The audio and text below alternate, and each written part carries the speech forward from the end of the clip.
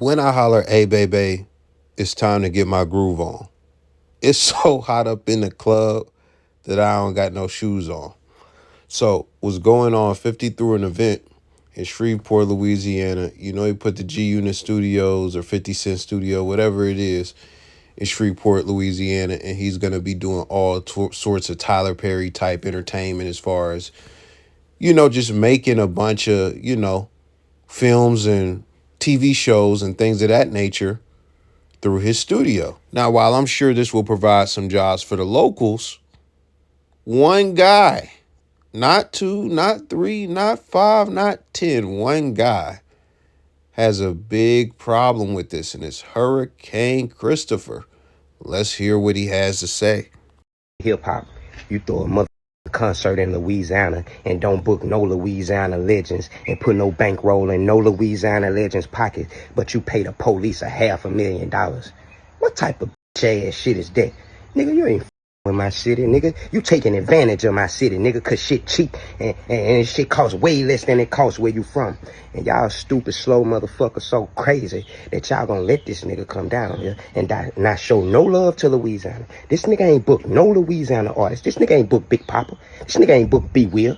This nigga ain't booked Hurricane. That nigga didn't even go to Baton Rouge and get no boosies or no webbies. Like, nigga didn't fuck with us. Nigga came to take advantage of us. Shreveport had cheap ass land. He came and bought that shit, and a nigga don't give a fuck about fucking with us. And he just showed you that by paying the police $500,000 when we got young niggas out here starving, when we got young niggas out here killing each other. That fucking money could have went to anything to help the motherfucking youth. We don't need more money invested into the police, nigga. We need more motherfucking money invested into the community. We need motherfuckers who know the community, who know the people, who willing to put their motherfucking feet on the ground to make a difference with their influence. Fuck your money, nigga. We don't care nothing about it, nigga. You think these white people ain't been having no motherfucking money in Louisiana, nigga? They using you to come through this motherfucker and to pay the city up. Nigga, they finna use you to rebuild the roads. They not finna use you to help the youth, nigga. Louisiana give a fuck.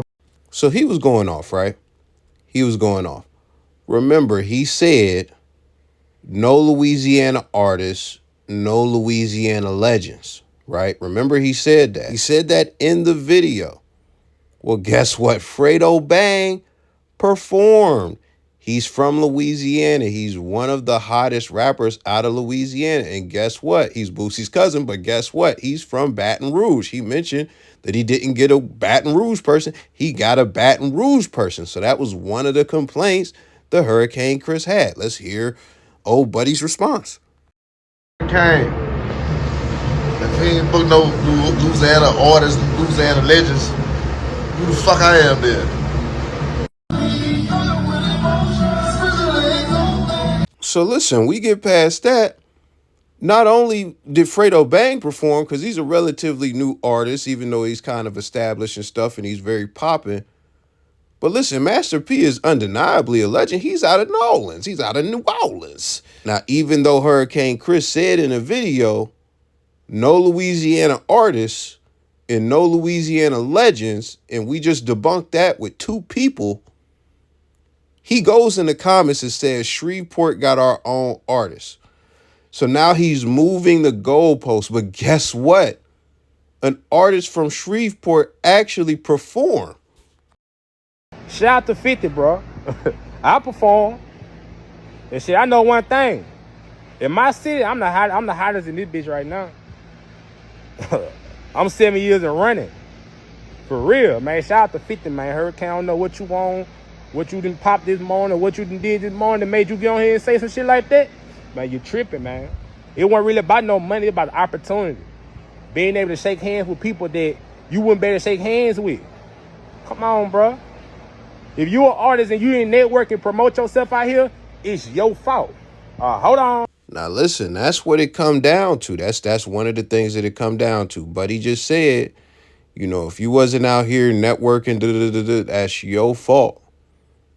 Hurricane Chris wasn't booked. And that's what this is really about. Hurricane Chris didn't get a bag from this, but he's trying to lean on everybody else and make this a community issue, and that 50 wasn't doing X, Y, Z or nothing for the community and stuff. Like, he don't care about the community. He's upset for a few reasons, but one of them is because he didn't get booked. He didn't get a big bag. He didn't get an opportunity to perform. That's why he's upset. He wasn't one of the chosen ones, but he didn't stop there. Before we get back to him, and just look at his face. You could tell he's mad disgruntled. 50 Cent responded with posted he's taken down at this point, but the blogs caught him, of course. So the first one says, Hurricane Flex, boy, your shit whack. The F you think. At Fredo Bang. Your shit gets no play in my ride. LOL. So basically he put up one of the clips from Juice and stuff like that. He basically saying Buddy is whack. And then he made another post. He said, oh no, you're not going to play that one song you got. Bebe just went on stage with Master P. LOL. So really, not only has Hurricane's Chris argument been losing steam, but 50 just trolled him. And he tried to latch on to the one thing, the A-Bay, and then tried to, respond to that same day, all of that stuff. Let's get into that. You big dummy, you just proved my point. You don't know shit about the city. Shreveport, the nigga just said I got one song. Nigga, I go all the way back to 5 Entertainment. That's how I know you don't know shit about the city, homie. You just a culture vulture ass nigga that seen some shit for sale and you wanted to come profit. Now go ahead and go get some niggas something since I done got on your ass. Go ahead and go try to pound it to some niggas and put some niggas on or do something and help some niggas cause you see I'm getting on your motherfucking ass. Go ahead and try to play chess like that. You ain't gonna outsmart me, nigga. I ain't none of these dumbass fool ass niggas you ever dealt with. Nigga, I got a whole catalog of shit. Me and Boosie got a mixtape. Nigga, I've been dropping music in Shreveport since 05. I've been touring in Louisiana and all these Texas areas since 05. Dumbass nigga don't know nothing about our culture. That's why I was going off on this nigga. Cause I know this nigga don't give a fuck to do no research about us and our people. Shreveport, man, say, man. Stand up or fall for any motherfucking thing. You got to stand up for something, man. Nigga, when your right hand man and me get on the phone, he telling me that he told you, man, book some local artists for this shit. Nigga say, you said they just gonna come. They just gonna be there. So, once again, you ain't think we was good enough for you to spend none of the money with, nigga? What the fuck? Goddamn. The city good enough for you to come do everything you doing. You couldn't spend no money with none of my young niggas out there. Goddamn, homie. Damn, man. Goddamn it. Don't look like real nigga shit, man. Real niggas weigh in. Let me know what you think. You said the community was just gonna come support you, but you ain't feel the need to put the community on this shit. Yeah, this what your right hand man told me. Nigga say you said, oh, they just gonna come. What? A nigga ain't worth the check? So you looking at what you could gain off a nigga city-wise. I see what it is. Then you got jokes about this shit. Bet. Listen, I want you to peep something that he did. 50 said that one song, A-Bay. Hurricane Chris gets on, and then he says, yo, I got way more than one song. Clearly, we're talking about his. Now, he does have Halle Berry, so he has 2 national hits. And that's me being fair, me being honest. Let's be honest. We don't care about the tape that you got with Boosie. We don't care. We don't care about the 87 albums you did when you was underground or the 87 albums you did when you fell off. We don't care about that. But what he tries to say is that since 50 don't know my catalog, he don't know our culture. You see, guys, he doesn't F with Shreveport. He don't F with Louisiana. He don't know nothing about the culture, and he a culture vulture because he don't know Hurricane Chris catalog, because he doesn't know my catalog. What he's doing is he is conflating an issue he has, an individual issue he has with the city. And then not just the city, the state. And not just the state, the South. Because he mentioned Texas. So what he's trying to do, he is trying to get niggas to rally together because he is upset. Now, let's get to the real reasons why he's upset. First off, he's a street nigga, so he's mad that he spent money with the police. He spent money with the police to keep everybody safe at the event. Like, what do you think this is, bro? What do you think this is? So let's just get that out the way. The second thing is, we already went over the whole artist and stuff like that. So the whole, oh man, he not giving money to artists and he not paying artists, that's BS, because I guarantee you Fredo Bang didn't show up for free. I guarantee you Master P didn't show up for free. You know, Buddy, who was from Shreveport, he possibly didn't get paid anything because he said it wasn't about the money. And he's right. What you guys may not know, because you may not have ever rapped, you may not have put your hand in any of this shit before ever. But if you are a local act, if you are not getting booked for 2K, 3K, or nothing like that, and you got a bill where major artists are going up, like a Fredo Bang, especially because he's hot and he's getting booked everywhere, but also like a Master P. They got a stage where these types of artists is going on in a big event. What's going to happen is the promoter is going to contact you and they're going to want you to pay to perform. This is a standard practice. When people come to your city like a Jeezy or whoever, promoters get artists, local artists, to pay to open for that artist. That is something that happens within rap. So if a guy who I have never heard of and you have never heard of, but he's from Shreveport and he said he's been buzzing for 10 years, he doesn't have a national hit. I don't know. He might have some motion to where he is getting booked all around the South, but I've never heard of him. But he gets to go on for free. That is a benefit for him. I wanted to look into all the other artists to perform, but it's no point. But let's recap very quickly. So the first reason was he's mad that the police got some money. The second thing is that he's mad he didn't get booked. He doesn't care that Master P got booked. He doesn't care that Fredo Bang got booked. He don't care that the artists from Shreveport perform. He cares that Hurricane Chris did not get booked, meaning he did not perform and he did not get a bag to perform. That's what this really is about. That's what this really is about. It's about him not getting that look. It's about him not getting recognition. And he decided to lash out. I'll be honest. I think the police shit is like, that might have been a trigger, but that's not the core. The second thing is the core. He didn't get booked. Now I'm going to tell you something. Hurricane Chris has been at the height of the game. And I'm saying that, me being honest, me being real. He has had 2 hits. A-Bay and Halle Berry was not let out a year apart from each other. Those were some years apart. So he caught 2 waves. And he was all over BET, all over the radio. I'm sure Hurricane Chris done hit at least 30 states performing and getting a good bag in his prime.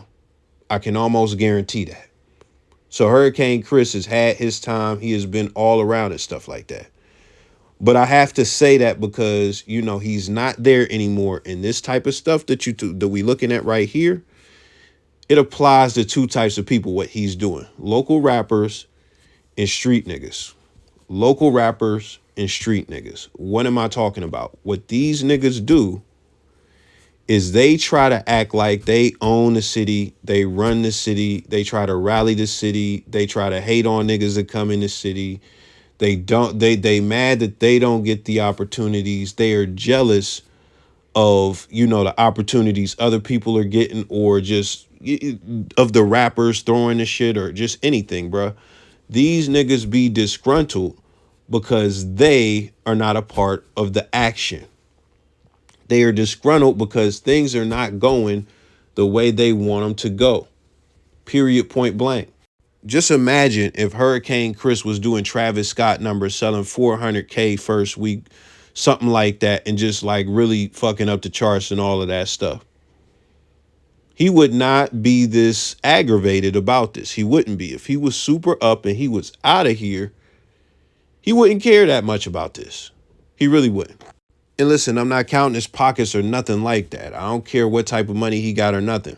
Whatever it is, he don't got enough to not be worried about who is performing at a G-Unit Studios stuff in his local area. At a G-Unit Studios opening.